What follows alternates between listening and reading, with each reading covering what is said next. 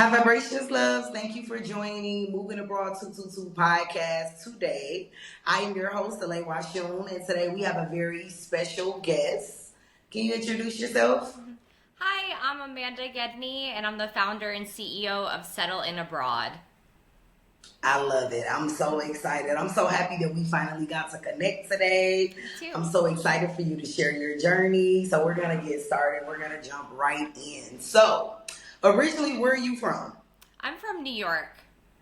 From New York. Okay. Yep. So when did you leave New York to start your journey abroad? I'm in 2016. Wow, I love it. So you've been on your journey for a while. Yep. Yeah, it's just been 9 years since I've been in Thailand. 9 years. Awesome. I love it. So that was going to be my next question, where you're located now. Okay, so tell us about what it took to start this journey. Like, what was life like before you moved abroad? Like, what was it like? And what point did you get to when you were like, okay, I want to leave, I want to move abroad? Yep. So I studied abroad in university. I studied abroad in Paris, and that was a dream I had like my whole life. Somehow I knew in me I wanted to study French. I wanted to study abroad in Paris, and I went to school for fashion. I went for the business of fashion, and when I studied abroad, I traveled to 15 countries in 6 months and just realized with $30 you can get on a plane with a little backpack. You don't really need anything. And I realized the best part was just the overall experience. It was never like the monument you saw or that tour. It was just like the small moments and nothing related to material goods. So that became really clear to me that travel was really something special, and it almost felt like a hidden secret from the world because being American, the grind and the hustle and the American dream is opposite of when you travel abroad and you realize, wow, everyone else might just be doing it better. Wow. That's a lot of countries Yeah. in a year span. So where do you mind naming? I would love to hear. Yeah, in that time in Europe, I did like all the main sites. So I went to Germany, Netherlands, Spain, England, Croatia, Greece. Love Basically, it. I had a couple friends that I met abroad from all over the world. On Wednesdays, we would all sit down, have a glass of wine, and just pick the cheapest flight we could find for the weekend. Wow. Yeah. Yeah, That so sounds so fun. yeah, I so love it. Poland, yeah, Poland was the cheapest flight I'd ever bought. Yeah, it was like $20 or something, and I loved it. I love pierogies from Poland. The food's amazing. Yeah, so that was an epic experience that kind of set me up for my life of travel. Wow, I love it. And you have to be a brave soul to like just say, hey, I'm gonna leave and just travel all these different places. Like I'm just gonna do it. Like that has to be a very different mindset. So what mindset would you say a person would have to be in to just get up and say, hey, I want to travel and I'm gonna go here, here, here, here, here without not really a plan, but just trusting and just doing what you desire. Obviously, that's what you wanted to do, so you went for it. Yep. I would say just not having expectations. I think expectations ruin honestly everything in life because Mm, we all truly don't know what's to come, and you can only be disappointed when you have expectations. So I think it's quite easy to enjoy the simple things when you have no plans, no preconceived notions, and I think that makes everything easier. You enjoy that one cookie that comes with your tea, or little things, that one conversation on the public transport, and that's enough for your day, and those things don't cost money. right. Wow, I love it. I love it. So, how did your family and friends respond when you were first like, okay, I'm leaving for good. I'm really packing up and I'm moving abroad. So, traveling and actually making that move is two different things. So, what was the response you got from your peers and from your family? Yeah, so then after university, I moved to Thailand with my boyfriend, now my husband. And Okay. people were very confused, like, why did you just go to university? You did all these internships, you live in New York, the best place in the world. Yes. Why are you doing this? Kind of like confusion and not anger, but a little bit just like we don't understand. So then I just said, like, I'm gonna try it out. Worst case, can come home. That's the thing about travel. If you're privileged enough, you can take that flight back home. So there are risks, but you can always leave. So I just said, I'm going to try it out. I need to do this for myself. And at that point, I was 21, turning 22. I said, if I don't do it now, I'm worried I'm going to get stuck in the corporate ladder, which I think was the best decision. It's easier to leave when you have less attachments and things you have to deal with at home. So moved to Thailand, and every day has been great since. Wow, I love it. So before you left, did you like sell the things you had? Because you said less attachments. So I'm Yep. guessing that you probably didn't have a lot of things that you had to do to get rid of to leave. No. Yeah, we came with really like a backpack and a small bag, and we're like, this is what we have, and we live in Thailand now. Wow. And I can only imagine what Thailand was like at that time because obviously it's very popular right now. Yep. And it was probably a little different then at that time. So what did that look like? Getting off the plane, coming to Thailand, hey, we're going to try this out. Like, how did you feel? How was the excitement? Yep. What was your mindset? Yep. So first we flew into Bangkok, and we were just gonna do like a tourist week in Bangkok, take it slow because we were exhausted from the departure of leaving the U.S. Right. And actually, how I found Chiang Mai is where I have been living, and that's the second biggest city in Thailand. It's in the north, in the mountains. When I had studied abroad, I randomly met someone in this hostel in Poland, and he told me that he was going to teach English in Thailand. So that's what kind of started this idea. And then I exchanged a few messages with him, over the year, but he was basically like, you can come, you can find a job. And then we're like, okay. So I only heard about Chiang Mai through that way. So again, like having zero expectations. I just heard Chiang Mai had a university. I'm like, that's nice. There's mountains. I like mountains. So basically, once we got to Chiang Mai, we're like, okay, like this is our home, I guess, like not trying to change anything, not trying to question anything, just accepting what is and realizing we're going to learn a lot. And then we found our teaching jobs, and then that helped us realize, all right, we're going to stay here. We got our first apartment. Took a little time to make friends, but it was great. And the great thing about Thailand is I'm not in any, I mean, my business helps people move to Thailand, but I don't feel resentful that Thailand's getting popular or anything, like I'm not someone that's going to say, oh, 9 years ago, Thailand was this, and this so much better. Like, I would just say the difference is it's easier now because of technology. When I got here, they didn't have Grab, they didn't have Uber, they didn't have like the rideshare apps. So that was like hailing the red trucks, which is called the Sung Taos. So a couple things, but otherwise, that's a great thing about Chiang Mai specifically. I don't think it's dramatically changed. Of course, COVID changed some things, but I'm really happy that it still feels like very similar to when we arrived, because again, it's about the people and the culture. So Exactly. yeah, so it's never been about much else. People, culture, nature, and hopefully those things don't dramatically change, and that can keep you in a place. I love how you broke that down because you said that you don't feel like it being popular is a bad thing. I feel like a lot of what I see online, people are starting to get upset. Like, oh, everyone's coming to Thailand. Why are they coming here? They're destroying it. It's this, it's that. But it's like, because I'm in Thailand too, Hmm. and I don't feel that way.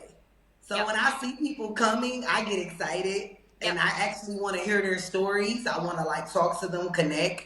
And I think that it's a beautiful thing that more people, I don't care where you go, me Yep. personally. So like when you said that, it's a good thing. Yeah. And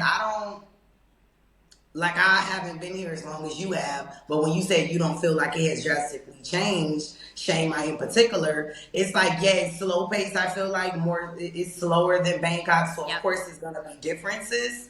But I love that you said that because it's like, you got to find a place. You get there, it's better not to have the expectations and just get situated and feel like it's home. And it's just so much to this journey that I love. I love how you just broke that down, though. I love that so much. I love that. So you said it took a little while to meet friends and stuff. So I think that that's always community. I think that that's always a deal breaker for a lot of people.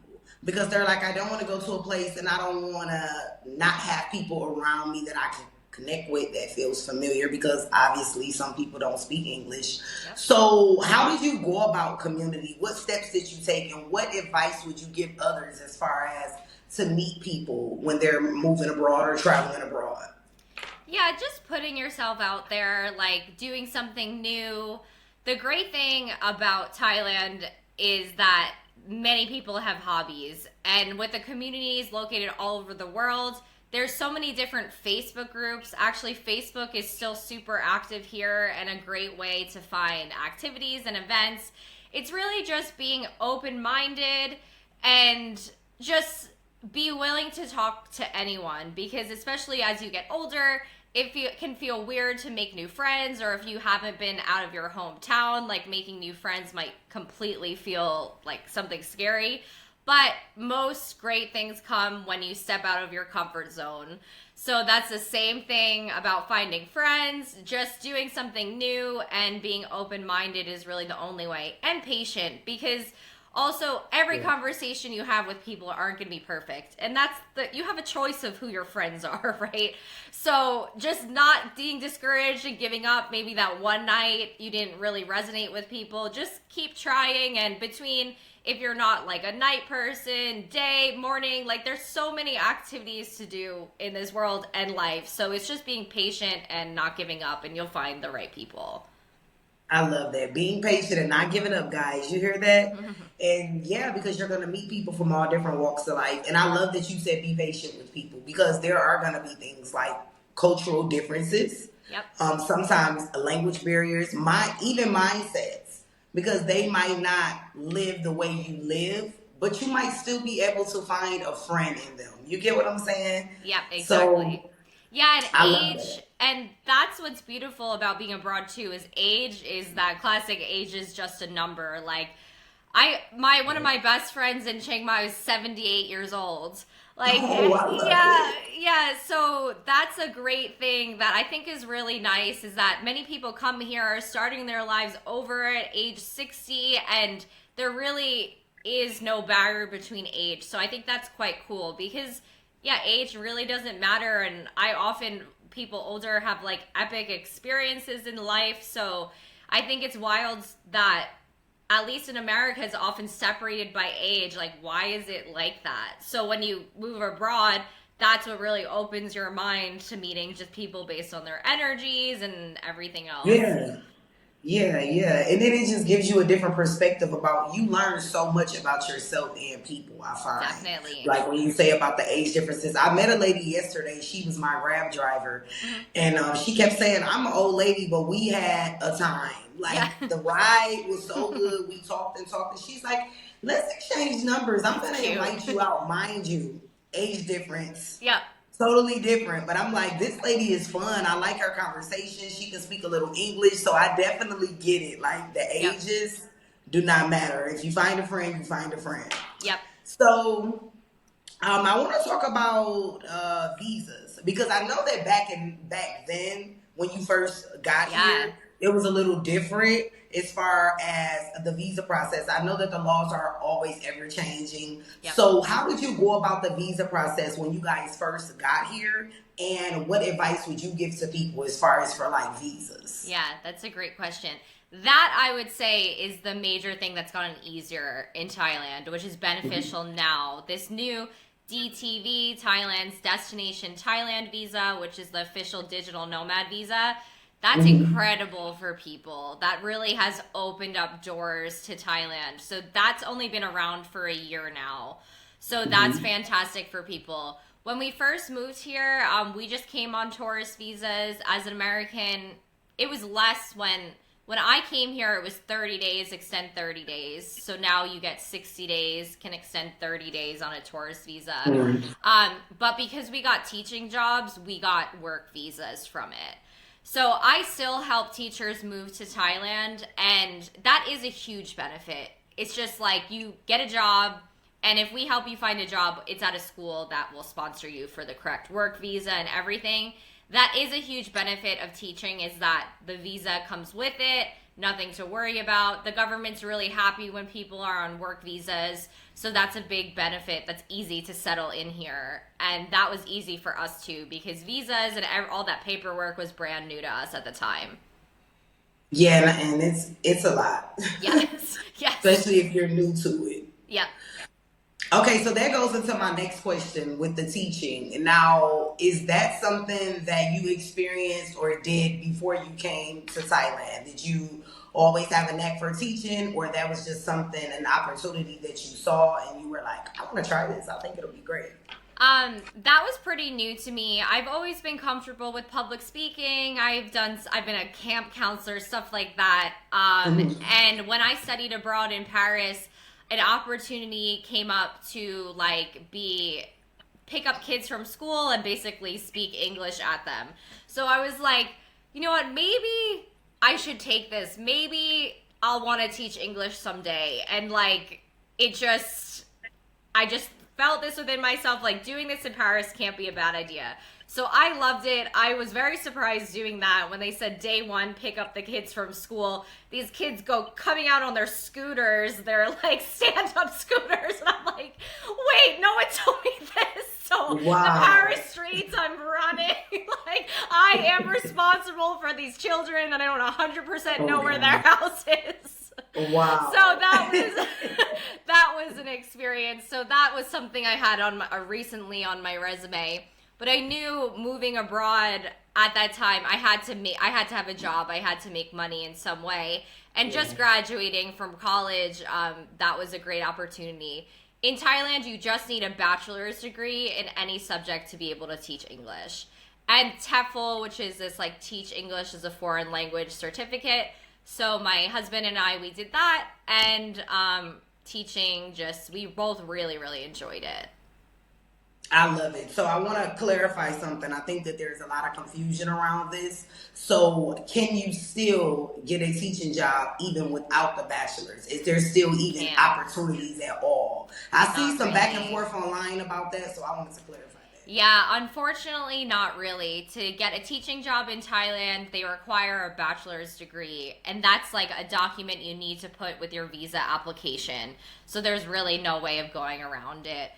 Some companies have a volunteer teaching opportunity, but many of them still only put you on tourist visas, which isn't legal. So you definitely just want to be careful about if you're paying for a program, what visa they're giving you, and is this really legitimate or is this going to be a risk for you? Right. And I'm happy that you clarified that as well, because with school, I noticed that there's different loops and things that they'll try to take. And if you are not knowledgeable about certain things, you can get yourself into a situation that can totally backfire on you. Because I know for me, they were like, hey, your kids are fine. Don't worry about it. They can just get the stamp. And I was like, no, I'm not doing that, because then that's technically them being here illegally.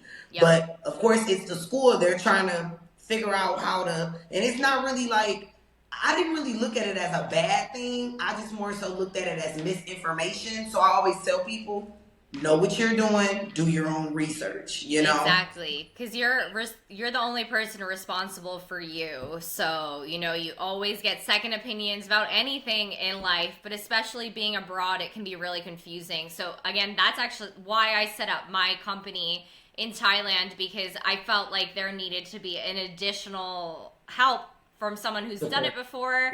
And it's your passport, it's your life, so you definitely need to be given as 100% correct advice as you possibly can. And you learn that by some mistakes in the way, myself included.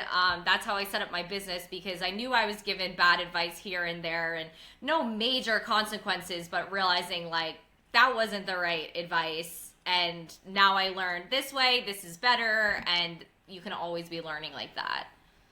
Exactly. Let's go into your business because people always ask. This is the most important thing. People want to know, well, how do you make money abroad? We went over the teaching job. Yep. So now let's share more about your business, what you do, and exactly when did you start? When did you decide, like, okay, I want to help people with their transition, moving abroad? Exactly what time period did you start? Yep.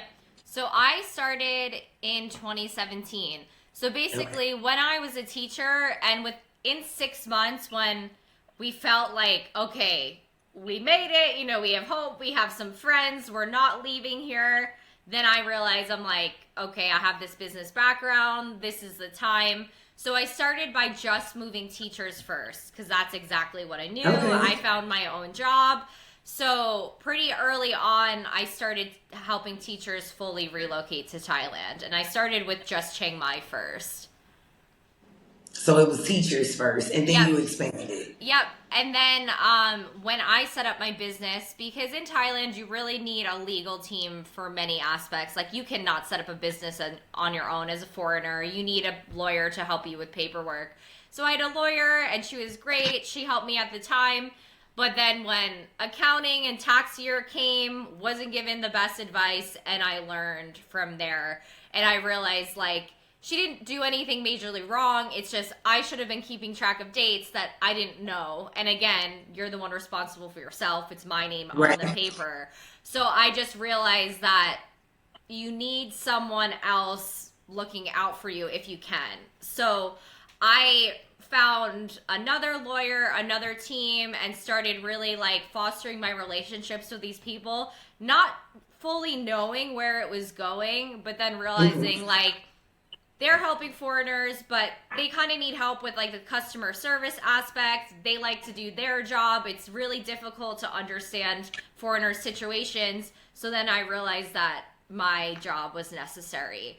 So I fully went into the legal route, helping foreigners with visas, setting up companies, accounting, real estate, everything. So my team is local. I'm just the like middleman. So I'm kind of like the consultant to fully understand your situation, and then my team will help give you the best solution and legal advice. Because often the first call I have with people, it's a like consultation kind of therapy session. People often get confused on that. I'm not that. But just asking you the right questions to try to figure out the path for you. Of course, the client makes the final decision for themselves, but weighing the options, the prices, and I always suggest people to think about their long-term plan. My first question is always like, what is your dream plan for Thailand? I'm like, money aside, things aside, like, what is your dream scenario? And when people tell me like I would live in Thailand forever, I'm like, great. You know, of course we can't guarantee that, but we can get you on the right visa to start, and then after other visas can fall into place. Like, for example, you can study the Thai language in Thailand with the Thai education visa. And that's normally just a 1-year visa. Maybe it can be extended to 2 years. So I think it's a great visa for when people are new to Thailand to kind of like understand the culture. It's a great way, of course, to learn the language, make new friends. But it's a good like entrance that try it out for a year. Of course, you could leave earlier if you want. That's like your good test. Because I never suggest people to set up a business right away. And in Thailand, there's no reason to set up a business for just a visa. You should really know that you want to do business in Thailand, because it's not that cheap to manage a business in Thailand. You have to have staff, taxes, everything else. So you just have to be, if you want to set up a business, you have to be patient and aware that things take time. And then, of course, no business is ever 100% perfect. All right. I'm so happy that you touched on that, because literally this is a conversation I was just having a while back. Because when I first got here, I'm like, I want to stay here forever. But then when I got here, I'm like, probably not. I think I want to do a different country for the next few years. And it made me realize immediately that no, probably not forever. That's what made me get the student visa. But you talked about the business. I knew immediately that I wanted to do business here, right? And then you just gave me confirmation because you're like, if you want to do business, you need to know for sure. And then I had to kind of sleep on it. And then I was like, well, how am I going to be traveling in all these different countries if I'm going to have business? Like, I can't do that. And then I had to realize that, okay, just start slow. And that's what I tell people that I recommend as well. Starting on a short visa so you can really decide if that's what you really want, because it's natural to change your mind on this journey, I realize. And you'll wake up one day and want one thing, and then the next day you'll be like, I kind of did some thinking, I don't really know. So that's great advice to give. Like, you gotta really, really know. And that's why it's important for people to connect with you and just get that extra support, because I feel like everyone can't do it alone. And then you have the experience and the knowledge, obviously, because you've been living here. So I think it's important for people to get the assistance they need, right? Or do the research. And a lot of people, obviously, nowadays, I feel like people are a lot lazier. So they think that they can just go online and that they'll literally move to a country because of some videos they seen. And I always hear it. I always get the messages like, hey, I moved here and it's not what I thought. And I'm like, probably should have went with some type of service. So I highly, highly recommend, and I'll keep letting people know about you as well, because I think that what you are doing is very valid and it's impactful. And I don't think people know how important it is to connect and get the services that you need to do this the right way, because it's like some things you can't undo. And you don't want to get into situations that you can't get out of, or get banned out of certain countries, or just jump into things too fast, you know? Because, of course, services cost money, but then your own mistakes cost often more money long term as well. So, just simple things like Thailand's incredibly safe. There really aren't many scams and anything. But there's certain ways for you to save money, like we set up condos before people arrive.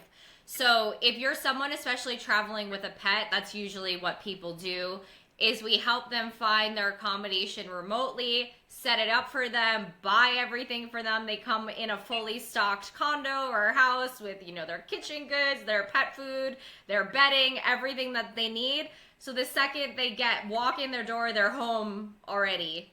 And then that allows them to mentally be calm, relax, and do what they came to Thailand for. No one's coming to Thailand because they're like, I love being confused, like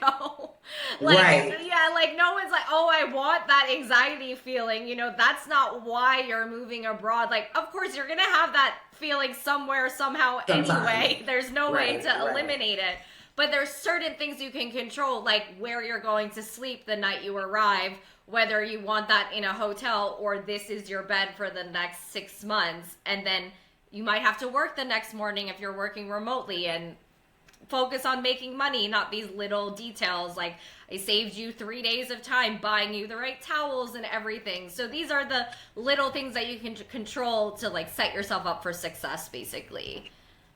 Yes, definitely. And you hear that, guys? If you need services, you know where to go, because I definitely highly recommend getting the support you need. It's so important. It weans out all of the stress. Like you said, they can actually come and just get situated. Because imagine coming and you have no structure, no knowledge of a lot of different things, and you just have to learn. And then, especially if you have children or a family or pets, it's a lot. So, and then also a great thing about Thailand is many visas can be done online before coming in the country.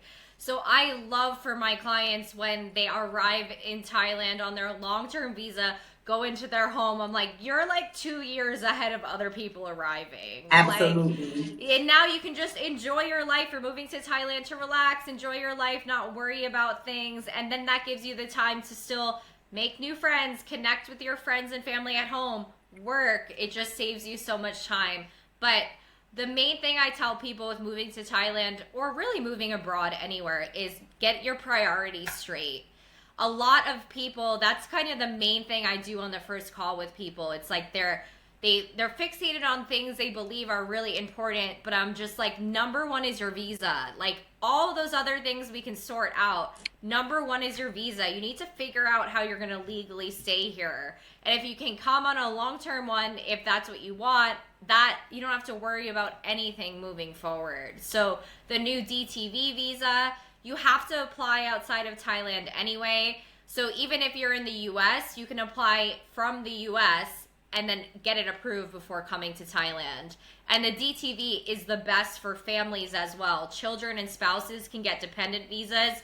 It's the best visa that Thailand's had, like, accessible for everyone. Yeah, I've seen a lot of people, especially in is it the Thailand group? It's one of those groups I'm in. Every other day, it's something like, I got my DTV visa, and I'm always just reading the comments, being nosy, and everyone's like, "Congratulations, that's so awesome!" And I think that is great to do because you don't have to worry about visa runs and all of the other things that comes with it. You know. Yeah. Okay. I'm happy you mentioned the positive part about those Facebook groups, because also I mentioned Facebook, but I tell people, like, get offline as well. Like, it's amazing to research, to TikTok, to Google, but at the end of the day, you need 100% up-to-date information. And most of the people that are happy are the ones that are not posting, you know, like, don't get fixated on social media, and especially these Facebook groups. As beneficial as they are, there's a lot of people with too much time on their hands, and don't let these trolls discourage you from following your own dreams. So yeah, take social media with a grain of salt and experience it yourself, because everyone's always going to have a different opinion with everything in life. Yes. So true. And I say that, like, no matter where you go, depending on somebody else's experience or things they've done, you can't really take that as your own. And I think for me, I always say that because I'm into astrocartography. So I know that literally everyone's experience is going to be different based off their natal chart anyway. So you might be able to go to a place and thrive tremendously, but I can go to that same place and have a horrible time and be stagnant and not be able to grow and go out. So experience is the best teacher. You know, I love that you said that. It definitely is. Okay, let's talk insurance, because a lot of people say, well, okay, I get a lot of different sides. I get people that say, I'm not going to waste money on insurance. It's pretty affordable. I'd rather just pay out of pocket. And then you get some people that has the universal insurance. They want to set it up before they leave, or they keep the insurance from their country. So how did you go about insurance, and what advice did you get for insurance? Yeah, I've had a few different insurances along the way. I think that's a huge benefit of the time now, is there are a lot more insurance options catered to, like, remote workers, digital nomads, because there's always an insurance from your home country. And of course, depending where you're from, America, you know, the healthcare is what it is. So getting an American health care insurance internationally might not make the most sense, because there's travel insurance and there's long-term insurance. Like, travel insurance, the end goal is getting you back to your home country. So that's something you need to be careful about. Like, you're paying for, like, to be, I forget, expatriated, I think, like being taken from where you are back to your home country in an emergency. So if that's something you don't want, I don't suggest travel insurance, because if you're going to be somewhere long term, you want to be treated in the place that you're in. So Thailand has, like, Thai insurances, and then there's also these, like, digital nomad, more remote insurances. So it's really just research and clearly reading the fine lines, because we offer a lot of insurance options for people, but at the end of the day, you're responsible for you, and you just need to read that insurance paperwork over and over again and understand it yourself. Like, I help people book insurance and things, but you have to know yourself. There's always the number. You can always call insurances before you buy the policy. You know, be careful if you have pre-existing conditions. But yes, I 100% recommend insurance no matter where you are in the world. I think it's a lot cheaper now as well, and more accessible. Easily connect your credit card to it. yeah, you're never going to regret having insurance. And also, having insurance is one thing, but then making sure it's going to work for you is another thing as well. So, like you said, doing the research, reading the fine print. Yep.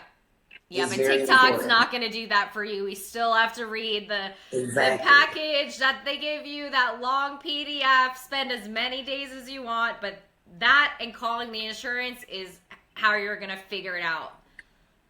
And I swear by chat. So for anyone who can't fully, understand it, put it in chat, have them break it down fully, and it'll explain to you, because I can't stress it enough that research is so important.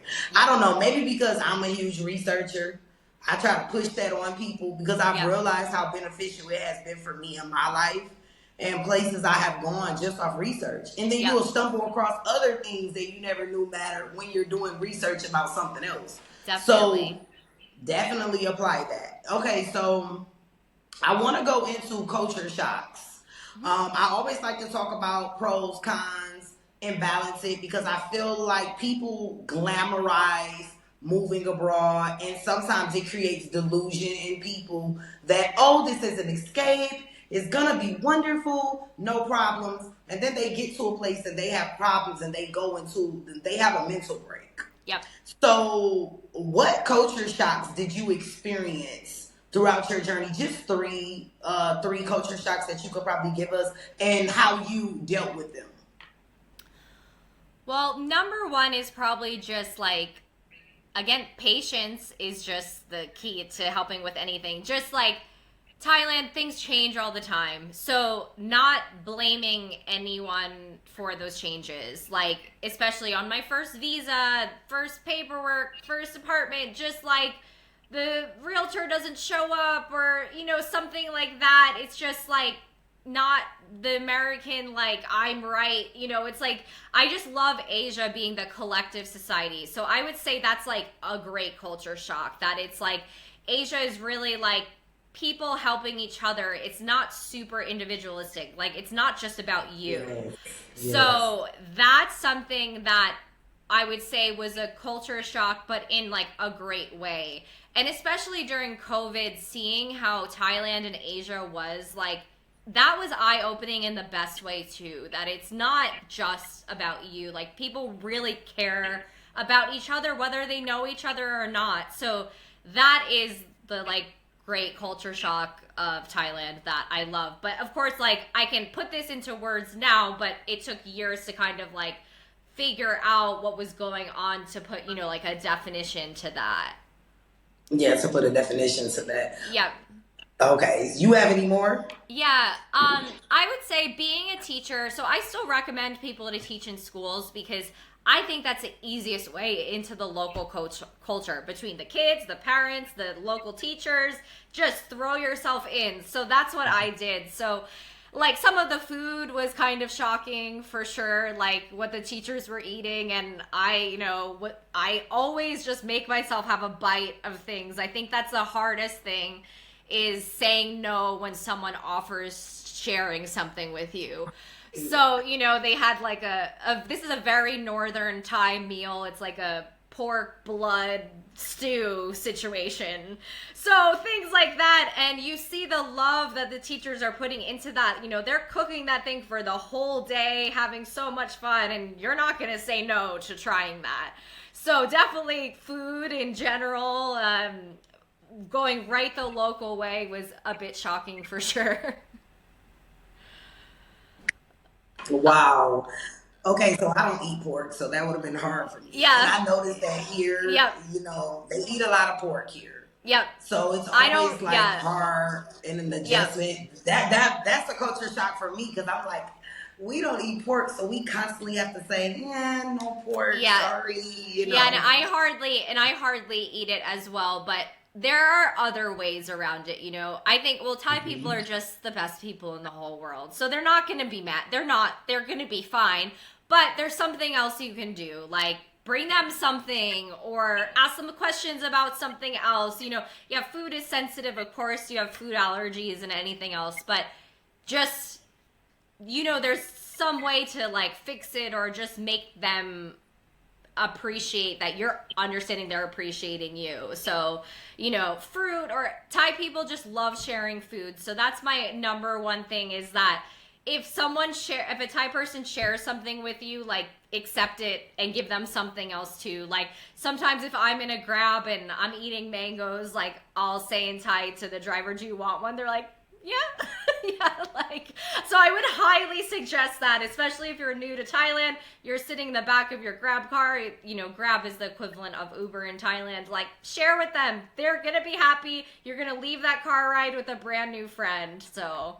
But in America, that would be like super weird. Like, you would not do that in America. People would be like, "You're poisoning me. You're crazy." You know, it's like, these are the simple things that I love about Thailand. It's just, because in Thai culture, the like main greeting is, "Have you eaten yet?" So people are always looking out for each other. So that's a very easy thing to do as a foreigner to the country, to kind of just show that you're appreciative of their culture and that you just want to chat because you're here to learn.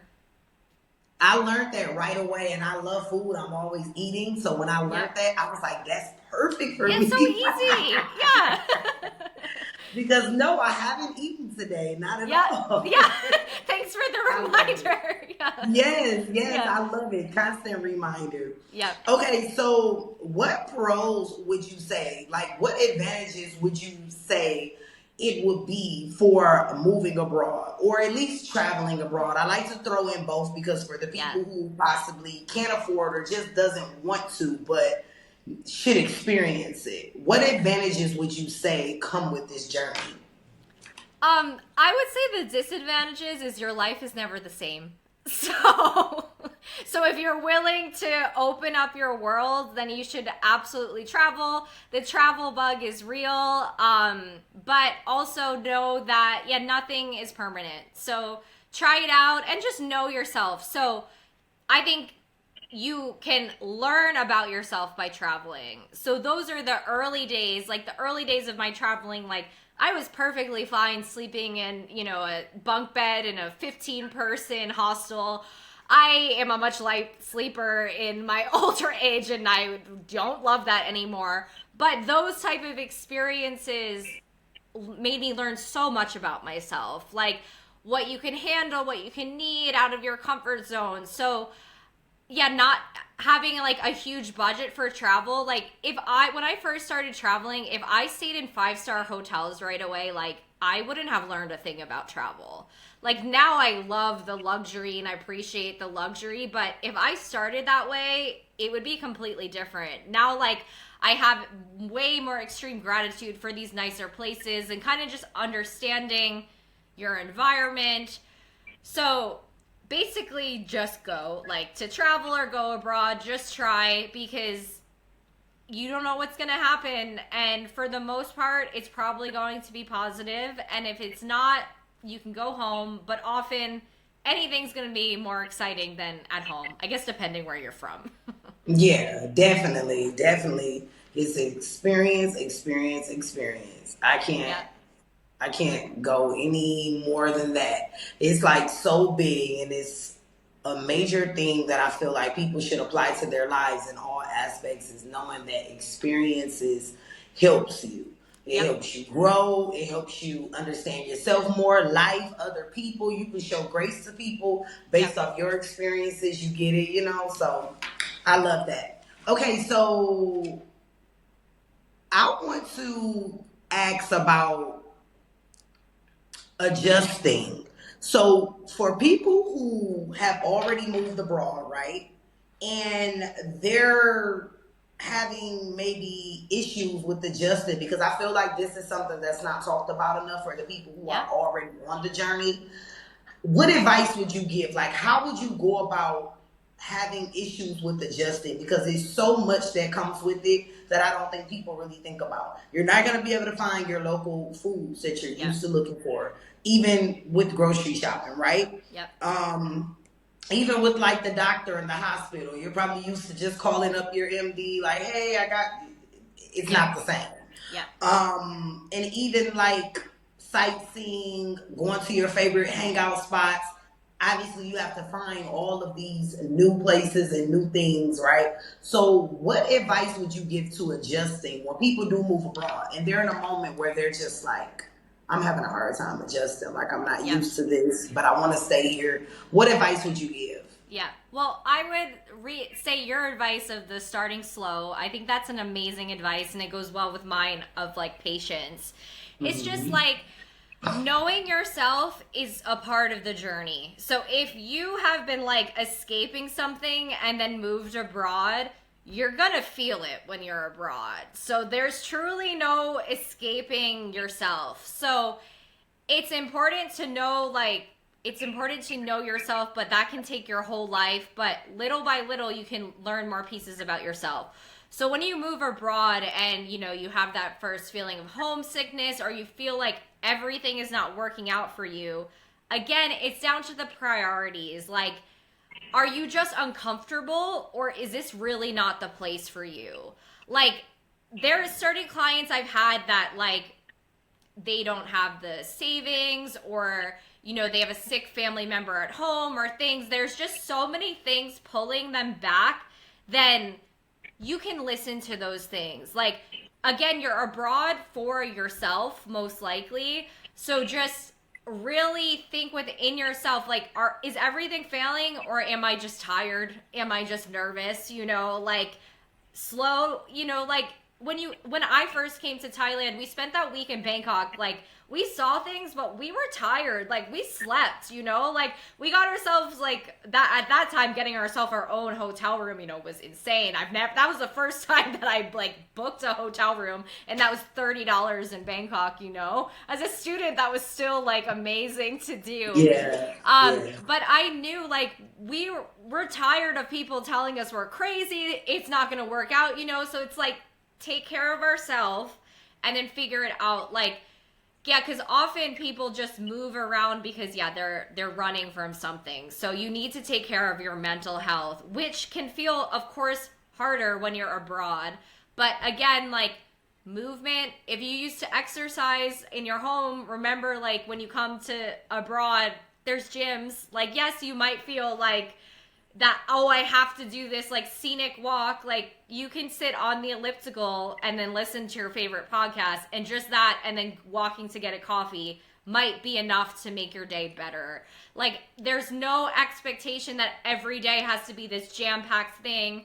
You're lucky if you have time. So like, just being nice to yourself, checking one thing off your list. Oh, I went to the grocery store and tried this one new international snack, but I also bought myself like those Lay's chips because I felt comfort. Great. Like, there's no like tally. No one's keeping score on your life abroad. Like, you just have to be continually taking care of yourself and knowing that you can leave if it doesn't feel right, or change your environment. Like, maybe your place you're living's not good. Your city's not the right one for you. Because that's a huge benefit of Thailand. There's so many different places to live to get different vibes and different environments. So there are a lot of things you can control.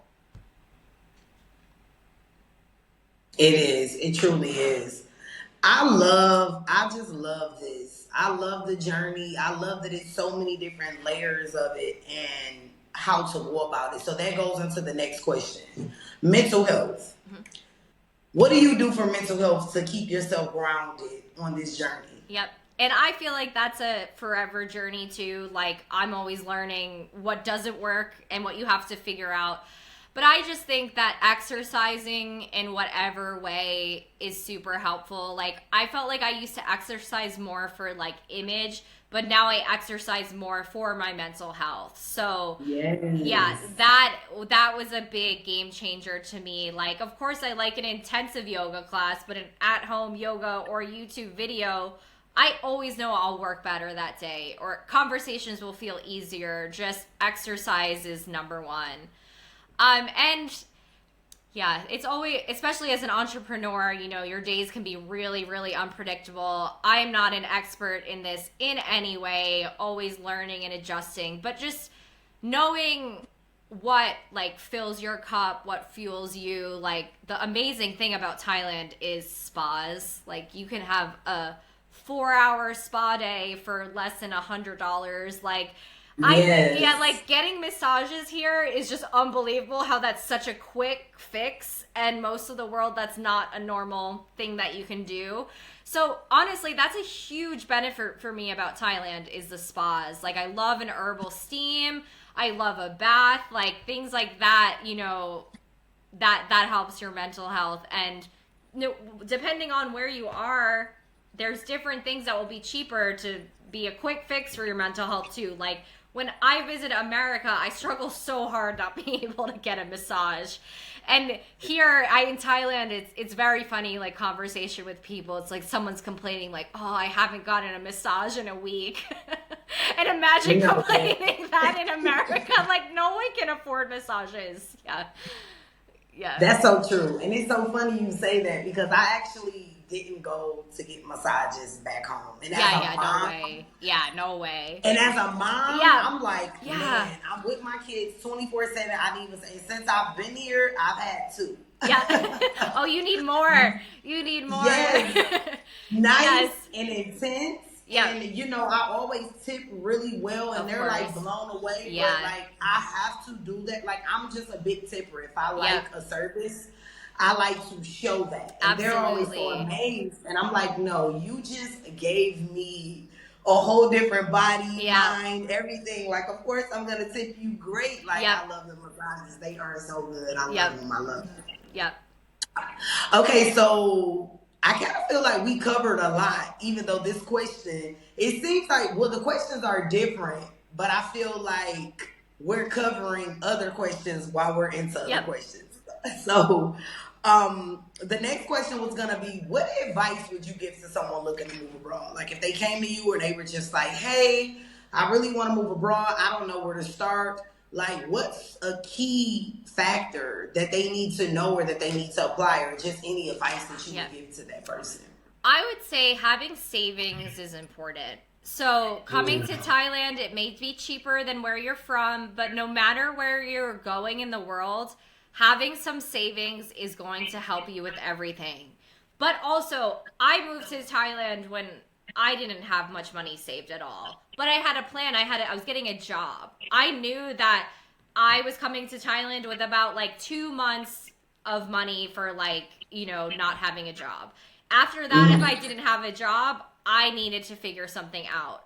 So it's knowing what you need. So right now, if you want to move to Thailand and you're out of university or you just don't have the savings, teach English. Like, come with a job. You need a paycheck to live in Thailand. Like, don't get confused about other people's path or people like saying that, oh, I ran this business. Like, and also my experience as an entrepreneur and business owner is you have to have a plan B when you have a business also.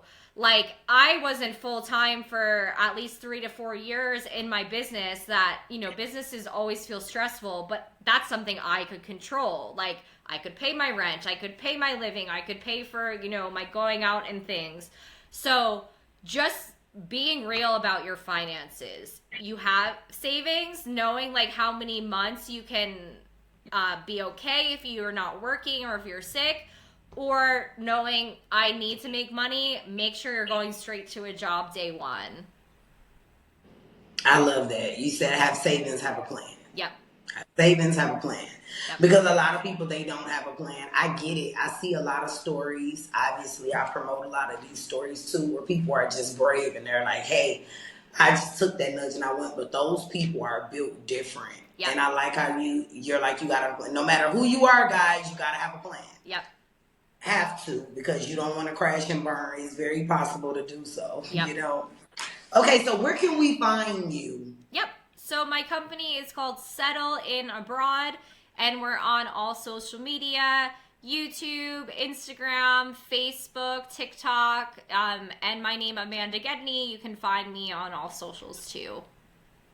I love it. I love it. So for anyone that is looking to move abroad to Thailand, now, do you cover any other locations or just Thailand? Just Thailand. I think it's important to be an expert in one place because it's hard enough to follow the laws that change a lot in every country in the world, but you got to be an expert in the one place.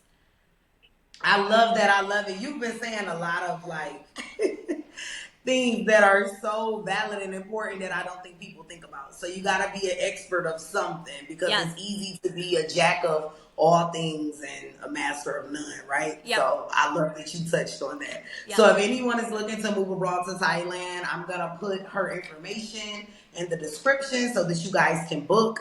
I feel that it's very important to have some type of support and some type of service on this journey. If you can afford it, and you can afford it, because we're quick to say, oh, we can't afford it. If you are dedicated to this thing and you really want to do it, you can afford it. And you definitely need the support. Well, thank you so much, Amanda. I feel like you dropped so many gems. Aww. You gave so many different perspectives that people can actually apply and listen to, and very good advice. So hopefully we see you in the future, right? Of course. Yeah. Find me in Chiang Mai, but yeah, I go to Bangkok often too. So. Yeah. Love it. Okay, well, thank you so much for being a guest today. I appreciate you. Thank you. You have a beautiful day, You and we too. hope to see you soon on the podcast. Sounds good. Thank you. Bye. You guys, make sure you tune in. Every Thursday, we have a new episode. Okay? New episode every Thursday. And we have a new guest. Okay? Every Thursday. Make sure you tune in. Make sure you are following us on all socials. We are on Facebook, Instagram, TikTok, and YouTube. So make sure you subscribe to the channel, and we'll see you guys next Thursday with a new guest, new episode. I love you guys. Thank you so much for always supporting. See you soon.